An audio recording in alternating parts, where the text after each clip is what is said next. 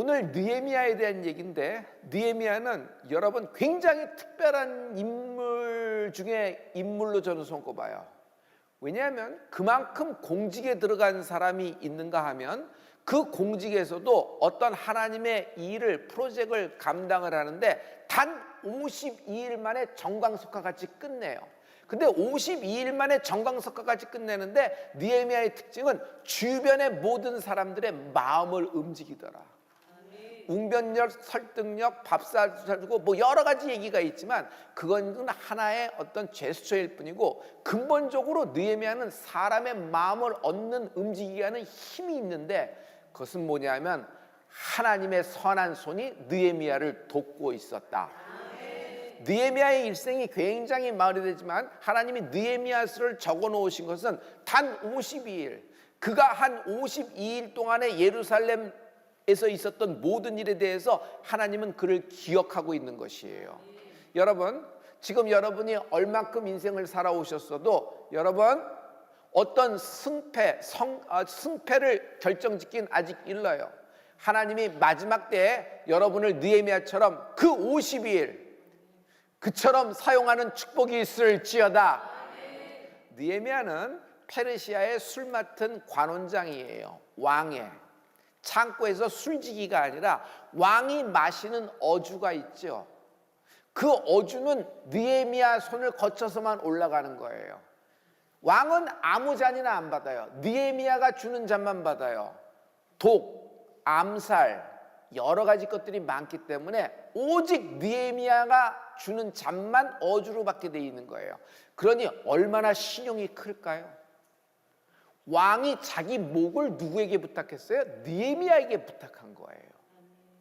자, 느헤미야는 원래 이런 자리에 올라올 수 있는 조건이 안 됩니다.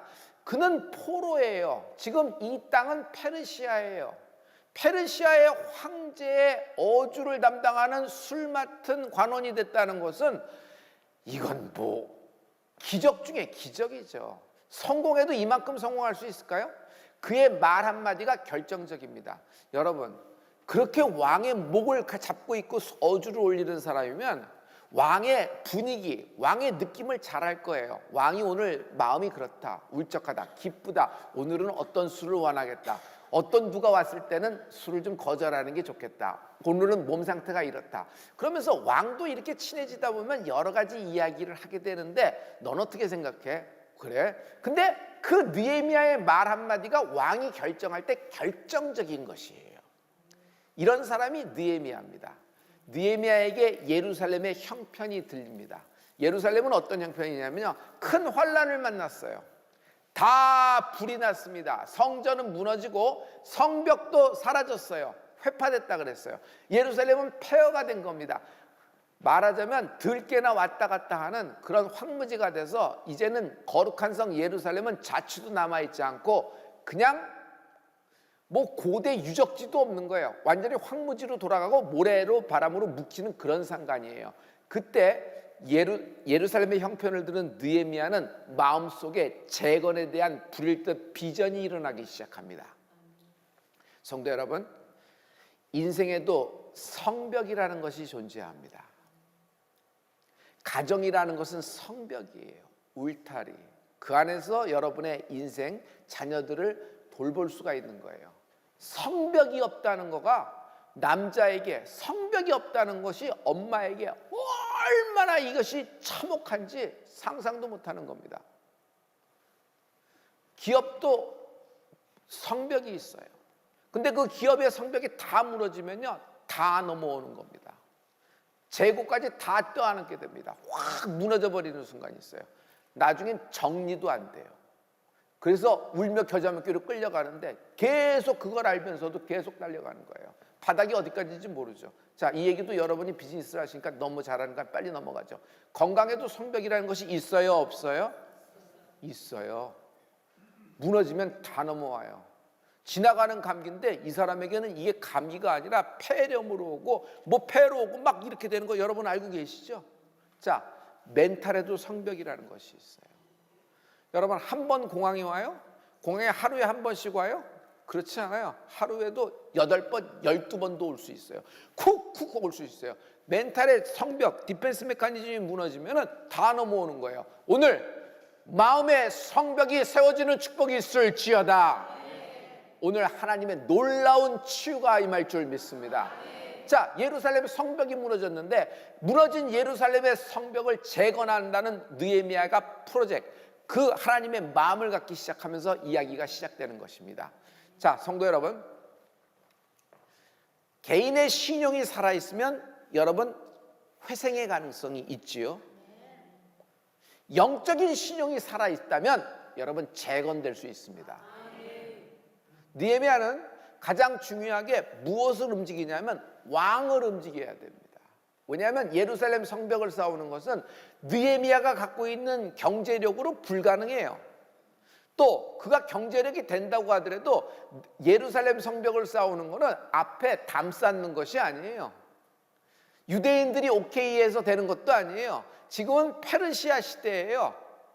페르시아 황제의 윤호가 있어야 돼요. 이건 정치적인 상황과 굉장히 맞물려 있어요. 왕이 생각할 때 성벽을 쌓아줘서 유대인이 나라로 독립을 하고 우리에게 반기를 든다 그러면 그런 상소문 하나만 들으면 모든 것이 취소되는 상황이에요. 굉장히 예민한 것입니다. 왕의 재가를 얻어야 돼요. 왕의 자금도 얻어야 돼요. 물자가 있어야 돼요. 돌이 있어야지. 목재가 있어야지. 석공이 있고 목수가 있어야지. 그리고 그들을 도울 수 있는 일꾼들이 있어야 하고 짐꾼이 있어야죠. 그럼 그것들을 움직이려면 여러분 뭐니 해도 가장 중요한 게 물류 아니겠어요? 거기서 생산을 해. 근데 이쪽으로 가려면 물류 비용이 더 들어. 그럼 이걸 물류를 어떻게 하는 거예요? 그럼 여기서 만들면 되나? 여긴 인건비가 비싸. 안 맞는 거예요. 그러니 만들어서 납품받자 마이너스니까 손 놓고 있는 거예요. 또 물류가 항상 이렇게 돼요. 봉쇄령이 딱 떨어졌더니 어떻게 돼요? 잘 알고 계시죠? 봉쇄령이 떨어졌을 때, 대륙에서 봉쇄령 떨어졌을 때 어떻게 됐어요? 들어오는 것도 없고 나가는 것도 없고 딱 묶여버린 거예요. 오다는 땄는데 움직여지지가 않는 거예요. 그러니까 이만큼 모든 것이 예민한 상황이에요. 근데 이런 것들 또 그리고 성벽을 쌓으려면 느헤미야 자신이 현지에 가야 돼요. 뭐로써? 총독으로서. 자기는 지금 페르시아의 왕의 수상궁에서 술 맡은 관원장이에요. 굉장히 높은 지위, 이미 성공한 것이에요. 근데 총독으로 가는 건 또 다른 문제란 말이에요. 총독 발령을 내달라는 것이에요. 그리고 또 무슨 얘기가 있어요? 빨리 성벽을 재건하고 나는 빨리 돌아오겠으니 돌아오면 복직시켜달라는 얘기까지 합니다. 근데 이 모든 것들이 한꺼번에 풀리는 것이 느헤미야예요. 이게 어떻게 가능하냔 말이에요. 이건 불가능한 프로젝트예요. 어떤 바보라도 이건 도전할 수가 없는 프로젝트란 말이에요. 그냥 마음만 있는 얘기고 안타까움만 하면 되는데, 느헤미야는 첫째, 자기의 왕을 만나기 시작한다. 느헤미야 1장 4절의 말씀이에요. 우리 이 말씀을 우리 다 같이 한번 해요. 시작! 내가 이 말을 듣고 앉아서 울고 수일 동안 슬퍼하며 하늘의 하나님 앞에 금식하며 기도하여. 울며 금식하며 기도하는데 누굴 만나요? 아니 느헤미야가 지금 페르시아의 왕을 만나야 되잖아요. 그 사람의 제가를 받아야 되는데 근데 왕은 만나지 않고 기도 first, 기도를 먼저 하네. 여러분 이건 굉장히 중요한 인사이트가 있는 거예요. 느헤미야는 자기의 자리 자체가 공직으로서 왕과의 1대1로 언제든지 독대가 가능한 사람이에요. 느헤미야는 왕을 만날 수 있는 라인이 살아있어요? 죽어있어요? 살아있어요. 대개 그런 라인 없어서 그런 라인 잡게, 그런 라인으로 왕을 만나게, 그런 라인으로 도울 자를 붙여달라고 하는 게 기도잖아요. 그렇잖아요. 근데 이 사람은 그 기도가 필요 없는 사람이에요. 언제든지 술 한잔 갖고 왕에게 갈 수 있는 사람이란 말이에요. 언제든지 말을 붙일 수 있는 자리에 있어요. 어주를 뭐 저기 360도 떨어져 갖고 뭐 여기서 이 긴 뭘로 들려요? 컨베어 벨트로 들려요? 자기가 딱 드리는 거 외에는 왕이 안 마신단 말이에요. 언제든지 왕을 만날 수 있는 느헤미야인데도 불구하고 느헤미야는 페르시아의 왕을 만나는 것을 최우선하지 않는다. 기도 없이는 아무 일도 하지 않는다. 기도 없이는 아무 일도 하지 않는다. 느헤미야가 이성적으로 이 정도 생각 못하는 인물이에요? 기승전결은 뭐 추론은 안 될까요?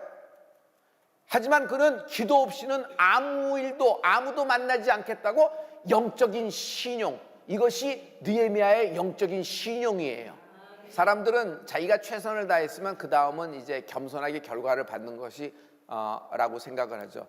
그건 참 좋은 태도고 마음이라고 생각합니다. 그런데 예수 믿는 사람은 거기에 플러스 알파가 더 있는 거예요. 우리가 하나님의 말씀으로 분별을 해서 행동을 하지만 그 행동 뒤에는 하나님의 보이지 않는 손이 나를 돕고 계십니다. 그러므로 하나님은 형통하신 분이에요. 축복의 하나님이세요. 그 하나님이 우리를 형통케 할 겁니다. 느헤미야를 어떻게 형통하게 했는지 여러분, 보이지 않는 세계에서의 역사가 이제 시작되는데 느헤미야 1장 11절의 말씀입니다. 우리 이 말씀을 다 같이 주여 구하오니 귀를 기울이사 종의 기도와 주의 이름을 경외하기를 기뻐하는 종들의 기도를 들으시고 오늘날 종으로 형통하여 이 사람 앞에서 은혜를 입게 하옵소서 하였나니. 종으로 형통케 하시옵소서라고 얘기했는데 여기 그 영어의 NIV 그 버전을 보면은 형통을 이렇게 얘기했어요. Give your success. 하나님, Lord, give your success. 하나님의 형통. 종으로 하여금 형통케 하시옵소서. success라는 말을 쓰고 있거든요. 여러분, 하나님의 선한 손이 움직여 여러분 느헤미야를 하나님이 형통케 하실 것입니다. 자, 보죠. 느헤미야는 이미 성공한 인물이죠. 좌표에 도달한 것이 성공일까요? 그렇지 않아요. 좌표에 도달한 인물이면 느헤미야는 그 자리에서 그거 잘 지키는 것이 하나님의 뜻이라고 알고 끝에 잘 가면 되는 겁니다. 근데 그는 자기 목을 걸고 그 자리에서 털려나갈 것을 각오하고도 예루살렘으로 총독으로 가기를 원해요. 왜 그럴까요? 하나님의 뜻대로 행하는 것이 성공인 것입니다. 다시요. 어떤 좌표, 어떤 목적지에 도달하는 것이 여러분 석세스라고 생각하는데 절대로 그렇지 않아요. 하나님의 뜻대로 행하는 은혜가 있을지어다. 이것이 성공이에요. 이런 사람이 하나님의 뜻대로 행하는 사람이 인생의 작품을 남기는 거예요. 느헤미야는 52일 동안 정광석과 같이 아무도 못해낸 몇십 년 동안 방치되었던 예루살렘 성벽을 정광석과 같이 재건한다. 여러분, 인생에는 작품이 있어야 돼요. 여러분이 갖고 있는 그 모든 것이 작품이 아니라 노아는요, 방주가 작품이에요. 모세는 출애굽이 작품이에요. 베드로는 떼베강이 내려다보는 바티칸 언덕에서 십자가에 업사이드 다운해서 순교하는 장면이 나는 그의 작품이라고 생각합니다. 여러분, 인생에서 하나님 뜻으로 행할 때 인생의 작품을 남기는 축복이 있을지어다. 믿음의 작품을 남길 수 있어요. 느헤미야는 이제 기도가 차서 빠르게 움직입니다. 여러분 잘 보세요. 기도하는 동안에 아무것도 안 해요. 그건 분별이에요. 분별이 끝났으면 행함으로 연결돼야지 되는 거예요. 분별만 해. 뭐가 진짜고 뭐가 가짜인지 판단만 해. 그리고 그 자리에 있어. 이건 정말 안타까운 신앙이에요. 성도 여러분, 분별하는 시간이 있습니다. 분별이 끝났으면 반드시 이것이 행함으로 움직여야 돼요. 아멘이 있으면 액션이 있어야 된단 말이에요. 행함이 없는 믿음은 죽은 믿음이라 그랬잖아요. 여러분, 살아있는 믿음, 영적인 신용은 아멘 with 액션이에요. 행함이 있을지어다. 느헤미야는 굉장히 빠르게 움직여요. 2장에서 빠르게 움직이는데 왕께 드디어 찾아갑니다. 왕에게 얘기해서 나 총독으로, 나 예루살렘 성벽 재건해야 되는데 이거 충분히 날 좀 이해해달라. 나는 유대인 아니냐. 왕이시여 한 번만 봐달라. 근데 내 힘으로는 안 되니까 뭐 목재도 주고 석공도 주고 뭐 이렇게 물류가 시설되니까 이걸 어떻게 페르시아에서부터 어떻게 예루살렘까지 어떻게 물류 수송을 하냐. 지금으로 얘기하면 1400, 1500km가 떨어져 있는데 수송 비용만 지금이라도 얼마겠어요. 그러면 이건 뭐 어떻게 할 거냐. 그러면 당신은 페르시아 제국의 시대니까 왕이 갖고 있는 국고가 있어요. 곳곳에. 전쟁을 치르기 위해서 곳곳에 곳간이 있단 말이에요. 왕의 곳간. 근데 그 곳간의 사용권을 주세요. 내가 그 곳간에 열쇠를 주세요. 나에게 그래서 이걸 건축하게 해서 이 얘기를 다 해야 되고 나중엔 돌아와서 날 복직시켜 주세요 라는 얘기까지 다 해야 되는 겁니다. 왕에게 나가서 말을, 그 어려운 말을 하려고 딱 나가는데 옆에 왕비가 앉아 있다. 이게 비밀이에요. 여러분, 중요한 건 아내가 키를 갖고 있는 것 같아요. 왕비가 옆에 앉아 있다. 여러분, 자, 이 말씀 이제 확인하고 가요. 느헤미야 2장 6절의 말씀입니다. 우리 이 말씀 우리 다 같이. 그때 왕후도 왕의 곁에 앉았더라. 왕이 내게 이르시되 내가 몇 날에 행할 길이며 어느 때에 돌아오겠느냐 하고 왕이 나를 보내기를 즐겨하시기로 내가 기한을 정하고.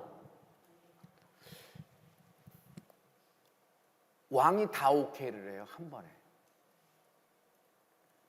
되는 거가 있고 안 되는 거가 있잖아요. 근데 왕이 한꺼번에 다 오케이를 해요. 왕이 호탕하고 뭐 이러니까 하나님이, 근데 여기에 하나님이 심어놓은 복병이 있는 거예요. 그게 누구냐면 왕비라는 거예요. 왕비. 자, 이제 이 왕비 얘기를 해봐요. 빨리 커튼을 열어드릴게요. 비밀은 왕비에 있는데 이 왕비의 시어머니가 누구냐 하면 에스더예요. 왕비의 시어머니가 에스더예요. 지금 페르시아의 황제는 아닥사스다 황제예요. 아닥사스다 황제의 아버지가 누구냐면 아하수에로 왕이에요. 아버지가 아하수에로가 누구냐면 여러분 영화 300 보셨어요? 거기 나왔던 왕이 그 아버지예요. 아하수에로. 원래 아하수에로에게는 누가 있었냐면 와스티 왕비가 있어요. 근데 와스티 왕비가 마음에 안 든다고 아하수에로가 한번 그냥 폐위시켜 버렸어요. 그리고 그 빈자리에 누가 들어가게 됐냐면 모르드의 천거로 의해서 에스더가 왕비에 들어가게 되는 것입니다. 할렐루야. 자, 지금의 왕 아닥사스다 왕은 아마 에스더의 아들이는 아니고 와스티의, 그 전에 왕비인 와스티 왕비의 아들일 가능성이 굉장히 많아요. 그렇다고 하더라도 여러분, 자라면서 누구의 영향을 받았을까? 엄마 에스더의 영향을 안 받았을까? 어마어마한데. 그러면 엉클인 누구예요? 모르드의 영향을 안 받았을까? 받았을 거예요. 에스더의 캐릭터가 묻었을 거예요. 여러분, 폐위시킨 어마마마를 왕이 자기의 그 세자를 보고 만나게 할까요? 절대로 만나게 하지 않을 겁니다. 그러니 이 아닥사스다 왕은 자기도 모르게 이런 캐릭터로 성장이 된 것이에요. 여러분, 또 무슨 얘기냐면 이 아닥사스다 황제는 누구하고 친하냐면 여러분 에스라에 보면 학사 에스라하고 굉장히 가깝습니다. 성경에 나와요. 학사 에스라하고 7장에 보면 에스라 7장에 보면 나와요. 에스라하고 굉장히 가까워요. 왜 이렇게 유대인들 랍비, 유대인들 선지자, 학사들 이렇게 가깝냐 하면은 중요한 건 에스더의 말이 결정적이었을 거예요. 그러니 솔직히 얘기해서 여러분, 이 왕비가 에스더의 영향을 받았는데 왕비가 곁에 앉은 걸 여러분, 이건 하나님이 그 타이밍을 맞춰준 겁니다. 안 그러고는 설명이 안 돼요. 어떤 사람은 왕비 없을 때 왕과 1대1로 만나는 것이 좋지 않은가? 왕의 기쁨이 있을 때, 가장 신날 때, 그래도 약간 취기가 있을 때, 기분 좋을 때 살살 가서 이렇게 하는 것이 좋지 않은가? 여러 가지 인간적인 상황을 보는데 기도가 끝나고 때가 됐다고 나가는데 때에 왕비가 왕의 옆에 앉아있더라. 성경은 그 한 줄이 딱 있는데 나는 그 한 줄이 왜 있을까?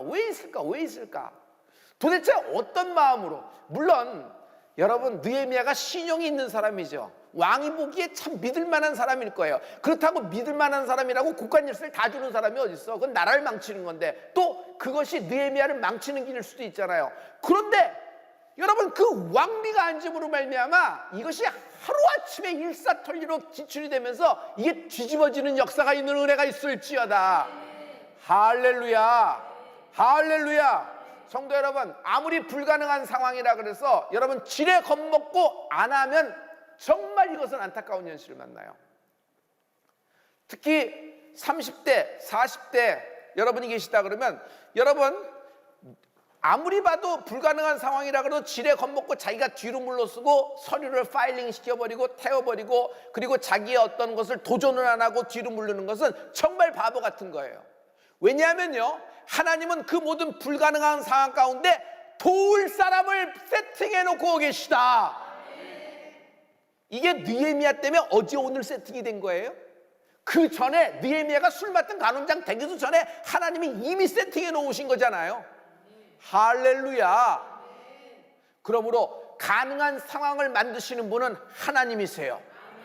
중요한 건 내가 영적 신용이 있느냐 없느냐예요. 오늘 영적 신용에 불이 당겨지는 은혜가 있을지어다. 느헤미야는 이것이 어떻게 해서 됐는지를 여러분 느헤미야 2장 8절에서 다시 한번 자기가 그 믿음의 고백을 하고 있어요. 우리 2장 8절의 말씀입니다. 다 같이. 또 왕의 삼림 감독 아삽에게 조서를 내리사 저로 전에 속한 영문의 문과 성곽과 나의 거할 집을 위하여 들보 제목을 주게 하옵소서 하매 내 하나님의 선한 손이 나를 도우심으로 왕이 허락하고. 오늘 하나님의 선한 손을 의지하는 은혜가 있을지어다. 감사가 신용이다. 감사가 신용이다. 감사가 신용이다. 여러분 원망과 불평, 불만이 나오기 시작하면 신용은 다 사라진 거예요. 갉아먹는 거예요. 나는 이게 불평과 원망 이게 뭐예요? 취소되는 거라고 생각돼요. 그래서 이스라엘 백성은 출애굽하고도 전부 다 1세대가 광야에서 끝난 것이 뭐냐면은 영적 신용이 다 갉아먹은 거예요. 원망과 불평 때문에. 기도를 그렇게 많이 하면 뭐해? 그 다음에 일어나서 두세 시간 원망과 불평, 판단과 비교하다가 끝내버리면 뭐야? 다 항아리 다 깨버리는 거나 마찬가지예요. 여러분 감사가 신용이다. 그래서 제가 부탁하는 거 있죠? 말을 많이 하면 기도가 날아가요. 말을 많이 하면 기도가 날아가요. 실은 예루살렘 성벽은 느헤미야와 상관없어요. 아니 지금 페르시아 수상궁에 있는 사람이 1400km 떨어진 예루살렘 성벽과 무슨 상관이야? 누가 또 등 떠밀었나? 등 떠민 사람도 없어요. 그냥 모른 척하면 돼요. 그냥 안 들은 척하면 되는 거예요. 아니면 뒤로 좀 후원금 좀 보내면 되지. 뭘 자기 자리까지 자기 인생까지 걸고 목을 걸고 그렇게 나갈 필요가 뭐 있어요? 사명이다. 이 자리에 온 것이 이것 때문이다. 그러므로 술 맡은 관원이 된 것이 그의 성공이 아니라 예루살렘 성벽을 재건하는 믿음의 작품을 남긴 느헤미야의 52일이 확 불이 당겨지는 은혜가 있을지어다. 인생은 그저 그렇게 길게 쭉 편안하게 잘 살았다 축복이죠. 그러나 여러분 짧은 순간 살았어도 하나님이 기억된 바 되는 인생이 돼야 되는 것입니다. 느헤미야가 누가 등 떠밀지 않는데도 왜 이런 일을 할까? 왜 이런 일을 했을까? 마음이 뜨거워졌겠지. 근데 왜 뜨거워졌을까? 그리고 왜 이런 일에 엄두를 내었을까? 지난 일에 대한 감사라고 생각해요. 성도 여러분, 느헤미야는 자기 인생을 여기까지 오게 한 것. 솔직히 느헤미야가 술 맡은 가운장에 자기 힘으로 됐을까? 여러분 아닥사스다, 아하수에로, 또 모르드게, 에스더 이런 뒤에서 역사가 있었고 민이 있으니까 느헤미야가 거기까지 갈 수 있지 않았겠어요? 영향력이 없었을까요? 실제적으로 여러분 그 느헤미야가 기도할 때, 느헤미야가 그렇게 기도할 때 에스더가 기도 안 해줬을까? 살아있었을 가능성이 많아요. 연도가 겹치거든요. 그럼 기도 안 해줬을까? 어마어마한 힘이 있는 거예요. 여러분 한 사람의 인생을 위하여 많은 사람이 중보하게끔 하나님이 세팅해 놓고 계세요. 내가 모르는 거예요. 그러나 하나님은 이걸 미리 준비시켜 놓고 있어요. 왜? 나에게 무슨 일이 일어날지는 하나님은 미리 다 알고 계시는 분이 나를 위하여 보이지 않는 성벽을 미리 쌓아준 거예요. 아멘. 나를 위하여 보이지 않는 성벽을 미리 쌓아준 거예요. 이게 중보기도의 힘이에요.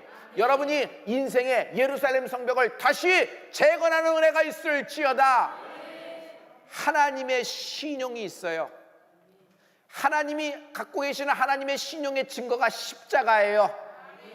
주님은 믿지 못하는 인간을 위하여 하나님의 신용을 눈에 보이게 보이셨으니 그것이 우리에겐 십자가가 되는 것입니다. 주의 보혈은 하나님의 신용이에요. 거짓말 안 하시고 절대로 변치 않으시는 신실하신 하나님의 신용의 증거가 십자가에 있다. 예수님이 승천하시면서 몇 날이 못되어 너희는 성령을 받으리니 성령을 받으면 예루살렘과 유다와 사마리아 땅까지 내 증인이 되리라 하시니라. 예수님이 하시는 말씀이 그대로 우리에게 임한 것이 성령 세례를 받게 된 것입니다. 그러므로 성도 여러분, 여러분의 인생이 다시 재건될 수 있다. 믿음, 영적 신령에 불이 당겨지는 은혜가 있을지어다.